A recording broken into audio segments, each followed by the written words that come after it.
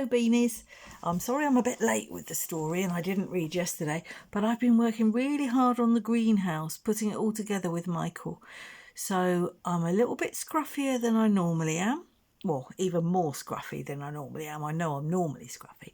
And a bit tired. But I thought I'd try reading chapter 7 because that's as far as we got. We're still doing Stig of the Dump and we're on chapter 7 now, and it's called Party Manners. Look, and they seem to be reading a newspaper there at the table. Okay, so let's see how far we get with this chapter, shall we, and see what happens. It could be exciting, couldn't it? It was the Easter holiday. Barney and Lou were doing some painting in the dining room, and Granny had she'd spread some sheets of newspaper over the table in case they made a mess. Barney had his elbows on the table and was reading the newspaper. "Hey, Lou," he said suddenly. "Look what it says here. It says, Bottom's Mammoth Circus. Do you think we can go to it?" "I expect it's an old newspaper," said Lou, without looking up from the horse she was drawing. "The circus has probably been and gone a long time ago." No, but Lou, do come and see," begged Barney. "It might not have." Lou came round the table and looked at the advertisement. "World's Greatest Travelling Show," she read. Golly, Liberty Horses, Ranji and his Elephants, Daring Wild Animal Act. "Oh, yes, but Lou, when is it?" said Barely impatiently. "Wait a minute. Opens at Maidstford, April 17th. That's next week. Come on, Barney, let's ask Granny if we can go." But when they bounced into the drawing room, their grandmother was sitting in a chair talking to a strange lady. This sort of thing was unusual, even in Granny's house. They stood in the doorway goggling until their grandmother said, "Come and say how do you do to Mrs. Forkham Green, children." They came in and they shook hands, very formal.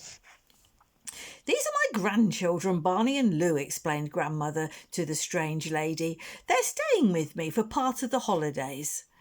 "But how nice to see you, and how nice for you," cooed Mrs. Forkham Green. "And such bonny children too. I do wish I had known about them. I'm giving a fancy dress party for my little niece on Wednesday.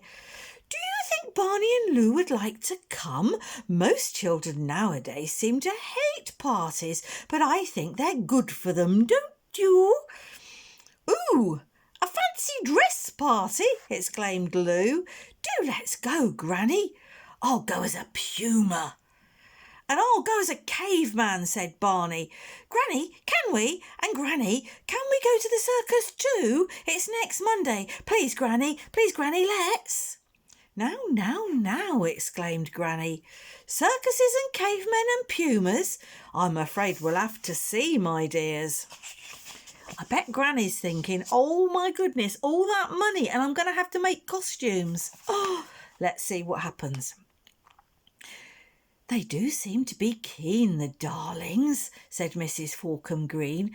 "Do bring them if you can. I'm sure they'd look charming as a puma and a caveman. My little niece is going to be a Dresden shepherdess. We got the costume specially from London, and she looks so sweet in it. It's been so delightful meeting your charming grandchildren. I do hope we shall be seeing them on Wednesday." Mrs. Forkham Green swept out and drove off in a large shiny car, and Granny began to explain the difficulties of making fancy dress costumes. I thought that would be bothering her. It would bother me, but I'd do it for you. Fancy dress costumes with only a day and a half to do it in. Oh, I didn't realise it was that close. A day and a half to make a fancy dress is a bit tight. Perhaps they could go to the circus instead of the party, but she thought their parents were coming at the weekend to take them home. The children went off rather gloomily. They hadn't the heart to go on painting. Lou curled up with an animal storybook, and Barney stood by the window and thought. Then, without a word, Barney slipped out of the house. When he got to the middle of the back lawn, he stopped and thought again. He went back into the house, crept upstairs and searched around his bedroom until he found his precious collection of glass marbles. Then he slipped out of the house again and set off for the chalk pit. He was wondering if the plan he had thought of would work. Or rather, he hadn't got a plan, he just had a feeling that Stig could help him once more. But it was going to be difficult to explain this time. He was sure that Stig wouldn't understand about fancy dress parties, but Stig had such a lot of things in his den that some of them were bound to come in useful if he could get Stig to part with them. When he got to the den, he found Stig happily peeling an old umbrella somebody had thrown away down the pit. He ripped the cover off and tried it on himself in different ways. By tearing a bigger hole in the middle and climbing into it, he found it made quite a useful sort of skirt. "That's clever, Stig," exclaimed Barney. "It'll keep the rain off you too." Stig then turned his attention to the frame of the umbrella. He wrenched the little struts off one by one, and then he sat looking at them as they lay in a heap in front of him. Barney could tell he was wondering what he could use them for. He found the first use without thinking. It was just right for scratching an itch in the middle of his back. He looked at another one for some time and played with it in his hands. He found that he could stick its 2 legs into the ground so that the long part reached forward at an angle. Suddenly he reached for a small turnip and stuck it on the end that was in the air. Ooh, what's he going to do with that? The whole thing wobbled a bit, so he fitted another strut so that there were 4 legs to hold up the turnip. Then he brought it near the fire so that the turnip was hanging over the hot embers, and there it was, a standing toasting fork or spit. Stig played with another of the pieces of metal and bent it with his strong hands so that one of the ends snapped off. He then had a thin piece of metal with a hole in the end. It was not long before he had rubbed the other end to a point on a rough stone, and there was a useful big needle. He's very clever, Stig, isn't he? Very clever. Stig seemed very pleased with all the things he could do with his bits of umbrella. He put the other metal parts aside, broke off the handle, which was carved like a Scotty dog, and stuck that into the wall as a decoration, and put the handle of the umbrella against the wall with his weapons. It would make a good arrow. Barney had been so fascinated watching Stig inventing uses for the bits of umbrella that he had almost forgotten what he had come for. Then he remembered about the fancy dress party. He put his hand into his pocket and took out a glass marble. "I bought this for you, Stig," he said. Stig took the marble with interest, held it up to the light, grinned and put it in his mouth. "No, no, Stig," Barney cried. "It's not for eating. Spit it out, Stig. Please spit it out." Stig took the marble out of his mouth and looked at Barney questioningly. "It's just for playing with," explained Barney. "Look, here's another." He rolled the second marble along the ground to Stig. Stig seemed amused at the way the glass ball rolled around, flashing in the light. He rolled his marble at Barney's, and they struck and bounced apart. He played with them both for a bit and then handed them back to Barney. "No, they're for you, Stig," said Barney. "You can keep them." Stig put them carefully in a niche in the wall and then seemed to look about for something to give Barney in exchange. He picked up 2 or 3 of his precious umbrella bones and offered them to Barney, but Barney pushed them away. "No, thank you. I don't think I want bits of umbrella," he said. Stig looked relieved. He didn't really want to part with them. He went to a pile of metal things and came back with a brass bedstead knob instead, offered it to Barney. Still Barney shook his head, hoping that Stig would not be offended if he kept on refusing things. He had his eye on a pile of skins in the corner, and Stig seemed to notice this, for he went across to it and picked up a sort of apron of rabbit skins stitched together, just like what he usually wore himself. Barney's face lit up. "Can I have that, Stig?" "Oh, thank you." He took the skins under his arm. There were a lot more skins in the pile. Barney squatted down and turned them over. There were mole skins, squirrel skins, things that looked like cat skins, and they made Barney wonder how they got there. Then he gave a gasp of surprise. Near the bottom was the skin of a great animal, head and all, and it was golden and spotted and black. A leopard. Barney dragged it out and goggled at it. "Gosh, Stig, did you kill this?" he said. Stig looked at him.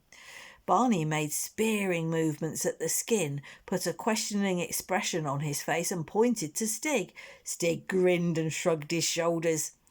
He seemed to be willing that Barney should think he had killed a leopard, but Barney was rather suspicious. He had seen leopard skins like this worn by soldiers in military bands, and he had seen them on floors in posh people's houses. Perhaps someone had just thrown this one away. It was amazing what people did throw away, you know. You only had to look around the dump and in Stig's cave to see that sometimes they were quite valuable. Anyhow, there was the leopard skin, and Lou wanted to go to the party as a leopard, or was it a puma? She thought she ought to be quite satisfied with this leopard anyway. There were only a few patches where the hair was falling out, but would Stig want to part with it? Barney felt in his pocket. He had only spent 2 marbles so far, and he had quite a lot more. He took out 2 more, held them out to Stig and pointed to the leopard skin. Stig looked at the marbles, looked at the skins and looked very doubtful. Barney added another marble to the 2 in his hand. Stig still looked doubtful. Barney took 2 marbles from his pocket. Now there were 5. Suddenly Stig seemed to understand that Barney had quite a pocketful of marbles to spend. He held out both hands to Barney, with all the fingers spread out. 10. A leopard skin cost 10 marbles, thought Barney. He hoped he had that many. He put the first 5 marbles on the ground and counted out what was in his pocket. 6, 7, 8, 9. There were 3 more. "Here, you might as well have them all," said Barney, and handed over all 12. Stig had been checking the marbles on his fingers while Barney counted. When he found he had more marbles than fingers, he was so delighted that he went to another corner of the cave and came back with a stone axe on a wooden handle and gave it to Barney with the skin. "Golly, Stig, can I have that as well?" exclaimed Barney. He was delighted too. "Oh, Stig, you are kind to let me have all these things. Thank you. I've got to go now, Stig, and show Lou what we've got. We'll be able to go to the fancy dress party now. Goodbye, Stig." And Barney danced out, clutching the 2 bundles of skins and the stone axe. When he got back to the house, he had an idea. He took the bundles quietly to his own room, undressed except for his underclothes, and after some struggles with a couple of safety pins, got himself dressed in the rabbit skins. He looked at himself in the mirror and scowled fiercely, but there was something missing. Bother! He had had a haircut only 2 weeks ago, and he didn't have nearly enough hair now to be scary. He had another idea. He crept downstairs to the broom cupboard and took the head off the mop. Do you know the heads on the mops that have got all those stringy bits that dangle? I think it's one of them. When he tied it on his own head in front of the mirror, it looked just right. He found a way of tying it under his chin so it stayed there. He took his axe in one hand and the leopard skin in the other and crept along the passage to his sister's room. As he expected, she was still lying on her bed with a book. He gave a whoop and charged into the room, waving his axe. Woo! Oh, no, maybe it was a scary one. Maybe it was a wah! I'm not sure. Lou jumped like a startled cat and faced Barney furiously. "You're not to frighten people like that when you're not expecting it," she said angrily. "I knew it was you, Barney, but you did scare me." "Oh, no, you didn't. You didn't know it was me," chuckled Barney. "Anyhow, I'm not Barney, I'm Stig's brother," and he did a war dance round the bedroom. "Where have you been?" asked Lou more calmly. "Me? Me been hunting," said Barney. Look what I killed. And he threw the leopard skin on the floor. Lou's eyes nearly popped out of her head. Golly, Barney, where did you get that? She said. Killed it in the wood, boasted Barney. No, tell me honestly, Barney, please. Well, I didn't really kill it. I was just pretending, said Barney. I got it from Stig. Oh, Stig, scoffed Lou. You and your Stig. You mean you found it in the dump? I got it from Stig, I tell you, repeated Barney. And you owe me 12 marbles. You needn't have it if you don't want it. And he snatched it away. No, please, Barney. Let me have it. It's a lovely leopard skin. I'll get you some marbles next time we go into town. Come on, help me try it on. Between them, with the help of pins and strings, they managed to dress Lou in the leopard skin. The bare patches hardly showed, and it didn't really smell any more than a real leopard would. Ooh, it was a bit stinky. And once Lou was inside the skin, she became more like a big cat than any leopard had ever been. She wrinkled up her nose and spat. She slunk and clawed. They hunted each other in and out of the bedrooms and along the passages, and then Lou said, Pretend I'm a tame leopard, and you're my master, and we live in this cave. And they crept under Lou's bed and curled up. Barney said, Look, Lou, about this party on Wednesday. I know where the house is. Just through the woods. We needn't even ask Granny to take us. We'll just go. That's a little bit naughty, isn't it? Right, look, I'm at a dot, so I'm going to stop there. But look, there's a picture of Barney in his mop hat, with his mop hair and his axe and his rabbit skin looking like a caveman, and Lou dressed up as the leopard. And we'll see what happens when they sneak off to the party without telling Granny. And hopefully I'll read that to you tomorrow. Love you lots. Hope you're enjoying it. I am. Speak to you soon. Bye-bye.